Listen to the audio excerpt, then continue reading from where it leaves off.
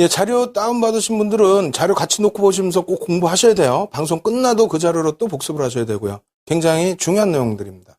일단 시장 주도주들 어떻게 또 편입할 수 있는지 핵심 포인트를 또 잡아드려야겠죠. 화면 통해서 설명드리도록 하겠습니다.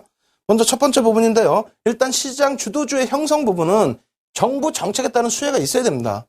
물론 환율이 꼭 정책적인 부분은 아닙니다만 어찌됐건 환율이라든가 밑에 나와 있는 유가 금리 이러한 부분들이 글로벌 시장에도 연동이 또 돼 있어야 되고요. 글로벌 시장의 정책 부분에도 수혜가 있어야 됩니다. 그린 정책, 바이오, 최근 들어서는 우리나라 같은 경우에 뭐가 있죠?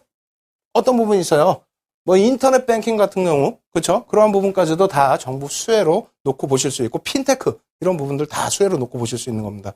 그래서 이러한 부분을 주도주 형성 과정으로 놓고 보시고요. 실질적으로 이제 매집 과정 그리고 주가 견인, 상승률 이러한 부분도 체크를 하셔야 됩니다. 무조건적으로 외국인 들어왔다, 기관 들어왔다, 매집됐다, 얼마큼 정량화된 거 없어요. 외국인 매매 따라하기, 기관 매매 따라하기 다 한번 확인해 보십시오. 정량화된 게 하나도 없습니다. 1조 이상짜리라고 분명히 말씀드렸습니다. 1조 이상짜리의 기준에서는 창구를 바꾸지도 않고요. 창구 바꾸면 수수료 더 나갑니다. 그리고 창구를 바꾸지도 않고 이 정도의 매집이 됐을 때 이 정도의 주가 흐름이 나와야 된다라는 것을 얼마 동안 제가 지금 실시간 교육 자료, 교육 방송에서는 인터넷상에서 보여드리고 있어요. 제 옛날 럭키증권 카드를. 7, 8년 된 카드입니다. 그 기간 동안에 계속 매매를 했더니 이러한 정형적인 데이터가 나오더라는 겁니다. 누구 기준에? 제 기준에. 그렇게 해서 수익률 대회 10차례 정도 우승했으면 된 거 아닙니까? 그것을 배우려고 하시는 거기 때문에 자료 다운받으셔서 이걸 꼭 애우시지 못하더라도 펴놓고 보셔야 되겠죠? 자, 매집 비율이 2.5에서 5%면 적은 게 아닙니다. 소형주는 적지만 1조 이상짜리는 금액으로 얼마예요? 250억에서 500억이에요. 그게 10조짜리면 얼마입니까? 2,500억에서 5,000억이라는 겁니다. 10조짜리가 굉장히 큽니까? 아닙니다. 하이닉스 지금 시가총액 얼마예요? 30조가 넘죠? 시가총액 기준 지금 3인가요? 2위인가요? 그러한 종목군들 매집이 얼마 돼 있습니까? 20%씩 돼 있어요. 1억 4천만 주. 그 매집 어떻게 할 거냐고요. 그렇게 해서 시장 주소를 놓고 보는 거고요. 2차 국면 같은 경우에 어떻게 됩니까? 1차 국면의 2.5에서 5%는 짧게 차익 실현할 경우에 20, 30% 매수 평균 단가예요. 매수 평균 단가에 매수가 들어오면서 당연히 주가 올라가겠죠. 그리고 이 매수 평균 단가에 20, 30%를 들어 올려야만 차익 실현이 됩니다. 그래 봐야 10% 정도 수준의 수익이 나올까 하겠죠. 두 번째, 이 부분은 그렇다면 단기 테마주, 대형주이지만 단기 테마주 형성이 될 가능성이 높고요. 2차 국면은 5에서 10% 중기적으로 놓고 끌고 가는데 주가 상승률은 최소 30에서 50% 이상을 드러나야 그래야 역시 10에서 15% 정도 수익분이 안 됩니다. 물량이 더 많기 때문에. 세 번째는 마찬가지예요. 3차 매집 국면 10에서 15% 매집한 종목이 있느냐? 있죠. 왜 없어요? 삼성전기 같은 종목이 어떻게 되어 있습니까? 지난해 4분기 이후에 지금 현재까지 기준해서 가장 많이 상장 주식 중에서 가장 많은 퍼센테이지로 매집된 종목이 삼성전기입니다. 그러다 보니까 아무래도 100%에 달하는 상승률이 나왔겠죠. 어찌됐건 그렇게 될 경우에는 평균 매수 단가 대비해서 50% 이상을 들어 올려놔야만 향후 차익 실현을 하더라도 15에서 20% 매집 세력의 기준에서요. 그 정도의 수익이 날 수 있다는 겁니다. 물론 이 정도의 수익이 최소범위라는 거고요. 그 이상의 수익이 나옵니다. 그렇다면은 이것을 알고 있는데 조금 전에 말씀드린 삼성전기 같은 경우 매집 단가 알고 있는데 이렇게 올라갔어요. 평균 단가가 여기야. 근데 주가는 여기 있어. 프리미엄을 줘야 되지 않습니까? 그럼 적정 프리미엄이 얼마냐? 요 기준도 놓고 보셔야 정확한 매매 사인이 되겠죠. 그것을 안 알려드리면 진짜 나쁜 사람 된단 말이에요. 그래서 준비를 해놨어요. 그래서 공략 비법 1번부터 3번까지 있습니다. 이것을 전부 좀 숙지를 하시기 바랍니다. 첫 번째, 상장 주식수와 시가총액 확실히 인지하셔야 돼요. 하이닉스 갖고 계신 분이 하이닉스 주식수 모르면 되겠습니까? 하이닉스 전 한 주도 없지만은 대략 알고 있습니다. 얼마? 7억 2,800만 주 정도 돼요. 7억 2,800만 주 정도 하이닉스 주식수가 시가총액 얼마요? 만약에 5만 원 기준 잡으면 얼마입니까? 35조, 36조 정도 되겠네요. 이 정도는 알고 계셔야 앞부분에 말씀드렸던 퍼센테이지가 됩니다. 안 그러면은 하이닉스에 100만 주 매수가 들어왔다. 개인한테 100만 주 물량 뺏었어요? 그러면은 와 박수치고 막 쫓아 들어가. 그 다음날 150만 주 매도 나오면은 이거 뭐지 하고 손절해. 근데 이 100만 주가 퍼센테이지로 얼마나 됩니까? 7억 2천만 주짜리면 대략적으로 0.15% 정도 수준, 0.714% 수준? 의미가 없는 물량이에요. 큰 의미가 없습니다. 그래서 퍼센테이지 기준으로 놓고 보셔야지 자꾸 수량으로 놓고 보시기 때문에 여러분들이 혼란이 오신다. 이렇게 말씀드립니다. 두 번째로는 수급 주체 세력들의 매매 동향을 파악해야 돼요. 매집한 이후에 멈춰 있으면 당연히 주가 조정 내려옵니다. 그러면 주가 조정 내려오는데 이 부분에서 못 견디죠. 야, 이거 좋다고 샀는데 아이씨 흘러 질질질 흘러. 저기 옆에 보니까 이 종목은 가. 요거 정리해서 또 글로 가요. 그럼 이거 반등 나올 때는 쫓아가야 했는데 못 쫓아가. 왜? 여기서 물렸거든. 네? 그런 매매를 자꾸 하신단 말이에요. 밀려 내려올 때 수급의 주체 세력이 멈춰 있거나 혹은 일부 매도 조금 하면서 여기서 만약에 100주를 샀는데 10주 매도하면서 혹은 20주 혹은 30주 매도하면서 이렇게 조정이 나왔다? 그럼 인내하셔야죠. 왜? 나머지 70주가 있으니까. 혹은 주체 세력은 100주 매집한 거 그대로 있는데 다른 쪽에서 일부 포트폴리오 정리 차원에서 밀렸다? 편입하셔야죠. 그런 종목군들을 지금 무료 방송에서 계속 언급을 드리지 않았습니까? 예? 시가총액 2조 원 넘는 두산인프라코 같은 경우에 평균 단가 이렇게 해서 올려놓고 여기 내려와 있을 때 매수구간 설정해드리고 매수가 아니죠. 관심이죠. 2조짜리 종목 뭐 제가 움직이는 것도 아니고 그런 종목군들 무료 방송 통해서 다 오픈해드리고 있으니까요. 교육 차원에서 말씀드리니까 참여하셔서 배우시기 바랍니다. 그런 것이 굉장히 중요한 부분이다. 편입 지분율과 편입 단가 중요한 부분이다. 꼭 이해하시고요. 그리고 여기서부터는 핵심이죠. 저거 다 필요 없어. 저거 다 필요 없어. 나는 어떻게 해야 되느냐. HTS상에서요. HTS상에서 가장 단순하게 평균 단가 나옵니다. 매수 평균 단가가. 네? 그리고 조금 더 중요시 놓고 볼 부분은 손바뀜 단가는 직접 계산을 좀 해봐야 돼요. 어찌됐건 매수 평균 단가가 HTS상에서 객관적으로 나와요. 그러면 상승장에서는 예를 들어 삼성전기 아까 말씀드렸죠. 삼성전기의 매수 평균 단가가 대략 뭐 7,000원이다 가정을 했을 때 혹은 더 정확한 걸 말씀드릴게요. 두산인프라코어 같은 경우가 5%를 매집을 했습니다.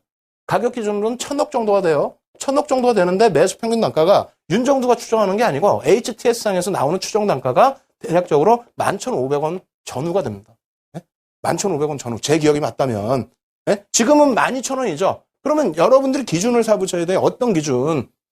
상승장이다라는 기준을 잡으면 10% 정도의 프리미엄은 인정할 수 있다는 겁니다. 네? 그럼 1,100원 정도 프리미엄.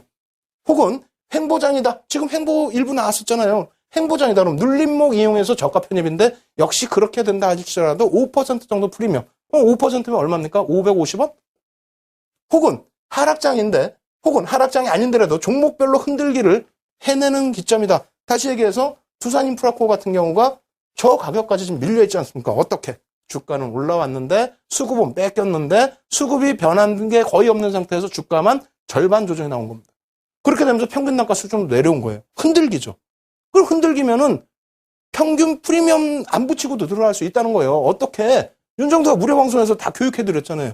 이렇게 매집되어 있는 종목 왜 평균 단가 내려왔는데 관심을 왜 안 가지십니까? 라고. 그럴 때 들어가시면은 어떻게 돼 있어요? 그 당시에 그래서 노출됐던 부분들이 11,000원대 중반. 그러고 나서 고점 라인이 12,000원대 후반. 그런 부분에서 캔들적으로 문제가 있거나 수급적으로 문제가 있거나 단기적으로 조정 눌림목이 나오거나 혹은 거래량이 수반이 안 되거나 그럴 땐 또 차익 실현. 제 차 또 눌리면 또 재편입. 왜 못하십니까? 못하세요? 못하시면 교육방송 얼른 들어오셔야죠. 아시겠죠? 그렇게 놓고 보시고 공략 두 번째 부분입니다. 세 번째 부분 또 설명드리고 그 다음에 관심 종목군들 오픈을 해드리겠습니다. 자, 시장 주도주 공략 세 번째 부분은요. 매집주의 손바뀜 흐름을 놓고 보셔야 됩니다. 다시 얘기해서 하이닉스 부분이 이렇게 있어요. 예? 하이닉스 어마어마하게 올라왔죠. 옛날에 뭐 10,000원대 할 땐 관심 갖다가 이제는 시가총액 높으니까 쳐다도 안 봐. 아깝다고 발만 동동 무르고 얘는 빠져야 된다고 억지를 쓰시고. 왜 빠져야 됩니까? 여기서부터 여기까지 외국인들, 개인들, 기관과 외국인이 개인들에게 20% 주식수 얼마요? 1억 5천만 주 가까이 물량을 뺏어갔습니다. 네? 그러면 이 바닥에서 산 물량 그대로 저점에서 그대로 있습니까? 아니죠. 계속 손바뀜이 났다는 거예요. 포트폴리오 재편 작업하면서. 평균 단가는 어차피 중간보다 위쪽에 놓여져 있다는 겁니다. 그 평균 단가는 HTS상에서는 안 나와요. 안 나오기 때문에 여러분들이 계산을 하셔야 됩니다. 지금 컴투스 같은 경우도 교육하면서 얼마나 많이 노출해드렸어요. 캔들로도 또 이평선으로도 또 수급으로도 거래량으로도. 그런 종목군들 손바뀜이 아니었다면 평균 단가 계산이 안 되겠죠. 그런 부분들 염두를 하셔야 되고요. 그리고 매집주의 경우에 수급 주체 세력의 기준에서 놓고 볼 때 매집주의 경우에 악재는 기회다. 대표적으로 대한항공 같은 경우 말씀드렸죠. 그룹 오너의 리스크 부각. 그 리스크 부분 작년 12월 8일 날 정확히 부각이 되고 그 다음에 12월 중순에 고점 찍고 밀려 내려왔었는데 그러한 부분에서 수급이 매집된 수급이 악화된 게 아니에요. 찔끔 혹은 횡보 이렇게 되면서 주가가 밀렸단 말입니다. 결론적으로 어떻게 됐어요? 유가 하락의 수에 전부 입으면서 대한항공은 지금도 아주 시원시원한 시세가 나오고 있죠. 네? 이러한 부분들을 전부 설정을 하셔야 된다는 겁니다. 그래서 가장 중요한 부분이 공략법법 2번이 되겠죠. 매집 평균 단가에 어느 시점에 여러분들이 공략을 하셔야 되는지를 말씀드린 겁니다. 그리고 마지막 결론적으로 어떤 부분이 있냐면요. 이런 부분이 있어요. 지금 외국인 장세라고 그랬잖아요. 외국인이 끌고 가는 장세입니다. 근데 이 부분 저희 그 연구원들 어제 잠을 못 잤어요. 잠을 못 잔 건 좋은데 이렇게 써놓으면 안 되죠. 이건 거짓말쟁이가 됩니다. 이게 뭐냐면요. 2014년 10월 1일부터 뭐 정확히 따지면 10월 3일입니다. 거래일 기준으로 10월 3일부터 15년 3월 24일 기준까지입니다.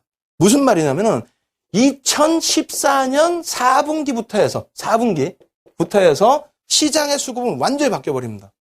외국인이 재차 주도 세력으로 또 한 번 재부각이 되고요. 그리고 업종 자체가 확 바뀝니다.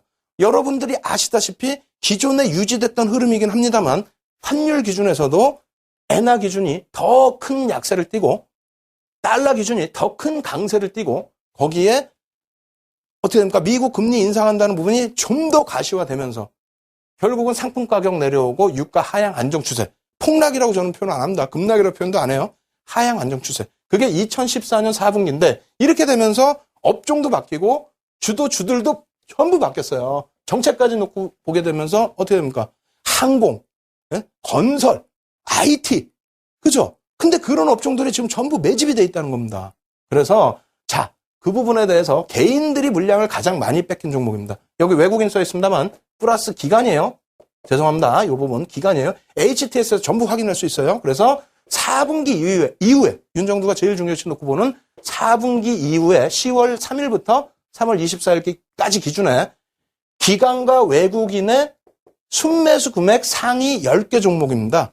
일단 설명을 드려볼게요. 뭐 한국전력, 삼성 SDS, 삼성전기 있네요. 삼성 SDI 있고요. LG U 플러스 있고요. 별표까지 쳐드렸습니다. 그리고 그 다음에 LG 생활건강 있고요. 한진해운 있고요. NH투자증권 있고요. 현대글로비스 있고요. 아시아나항공 있고요.